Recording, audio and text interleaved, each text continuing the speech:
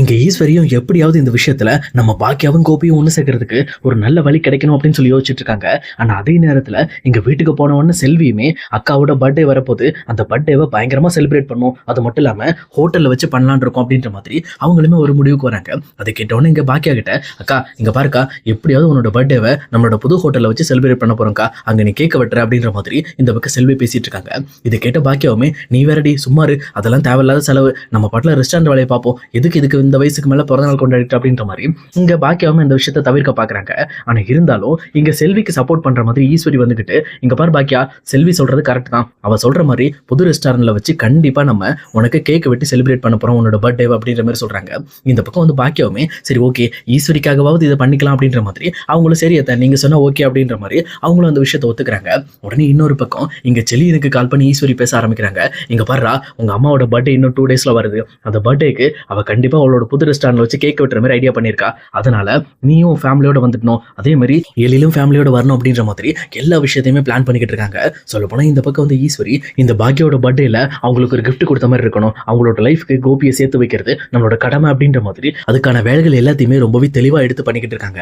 ஆனா இன்னொரு பக்கம் இங்க செல்விக்குமே ரொம்பவே டவுட்டா இருக்கு, என்ன இது இந்த ஈஸ்வரி பண்ற விஷயங்கள் ஒண்ணுமே சரியில்லையே, இவங்க பண்ற விஷயம்லாம் ரொம்பவே ஆர்வமா இருக்கு, அது மட்டும் இல்லாம அவங்க நான் பேசுறதுக்கெல்லாம் சப்போர்ட் பண்ணவே மாட்டாங்க, ஆனா சம்மந்தமே இல்லாம நான் பேசுறதுக்கு சப்போர்ட் பண்றாங்க, அது மட்டும் இல்லாம பாக்கியாவோட பர்த்டேவை கொண்டாடுறதுக்கு இந்த மாதிரி அவங்க ஹோட்டல்ல வச்சு கொண்டாடுறதுக்கு இந்த அளவுக்கு பயங்கரமா வந்து செலிப்ரேஷன் பண்ணிட்டு இருக்காங்க அப்படின்ற மாதிரி ரொம்பவே வந்து யோசிக்க ஆரம்பிக்கிறாங்க.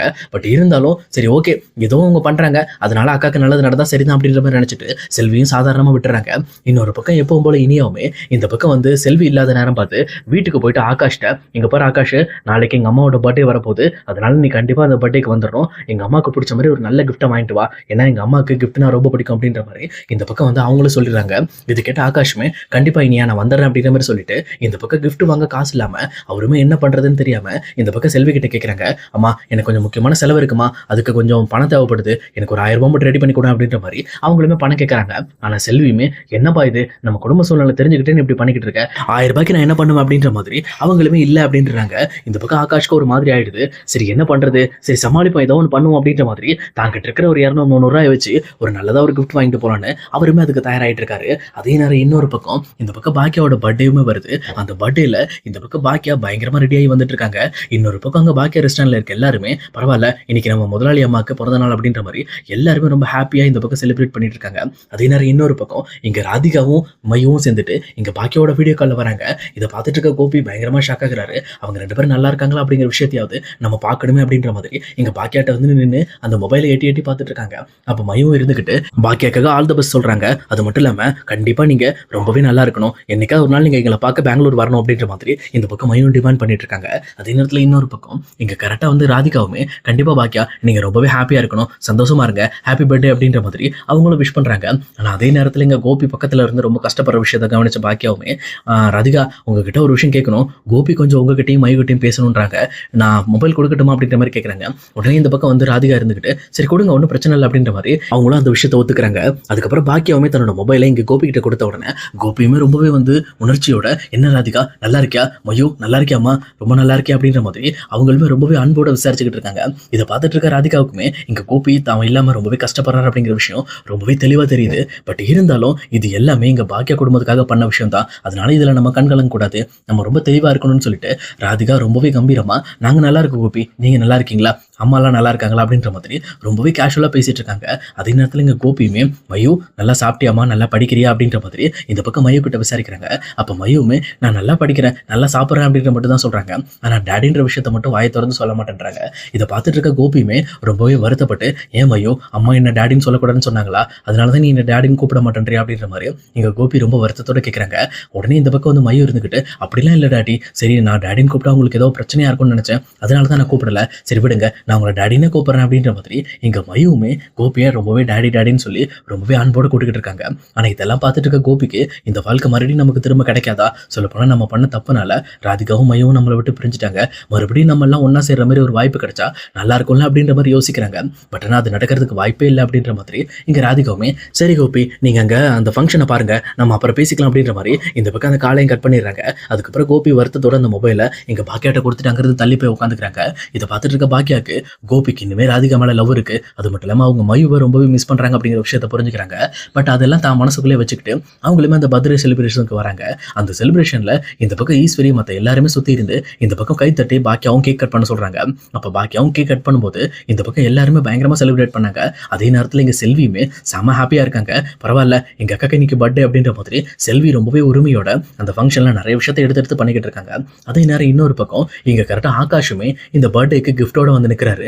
இதை பார்த்தோன்னே இங்க செல்விக்கு ரொம்பவே ஆச்சரியம். என்ன இது, இப்போ கொஞ்ச நாள் ஆகாஷ் சரியில்லையே, எதுக்கு எடுத்தாலும் இந்த மாதிரி வந்து என்கிட்ட நிறைய பணம் கேட்கறான், பட் சம்மந்தமே இல்லாம இப்போ எதுக்கு கிஃப்ட் வாங்கிட்டு இந்த ஃபங்க்ஷனுக்கு வந்திருக்கான், அக்காவுக்கு கிஃப்ட் கொடுக்க வந்திருப்பானோ அப்படின்ற மாதிரி அவங்களும் கொஞ்சம் யோசிக்க ஆரம்பிக்கிறாங்க. ஆனா அதே நேரத்தில் ஆகாஷ் போய் செல்வி கிட்ட, அம்மா நான் இந்த மாதிரி பாக்கியாக்காக ஒரு கிஃப்ட் வாங்கிட்டு வந்தோம்மா, பாக்கியா ஆண்டிக்காக நல்லா இருக்கும் அப்படின்ற மாதிரி வாங்கினேன் அப்படின்ட்டு ஒரு கிஃப்ட் காட்டுறாங்க. பத்தாவதுல ஒரு புக் இருக்கு. அந்த புக்கை பார்த்தோன்னு செல்வியுமே, ஏன்பா இந்த மாதிரி காசு செலவு பண்ணிட்டு இருக்க, அக்காக்கெல்லாம் நம்ம கிஃப்ட் கொடுக்கலாம் அவங்க ஒன்றும் நினைச்சுக்க மாட்டாங்க, நீ எதுக்காக இந்த மாதிரி செலவு பண்ணிட்டு இருக்க அப்படின்ற மாதிரி கேட்குறாங்க.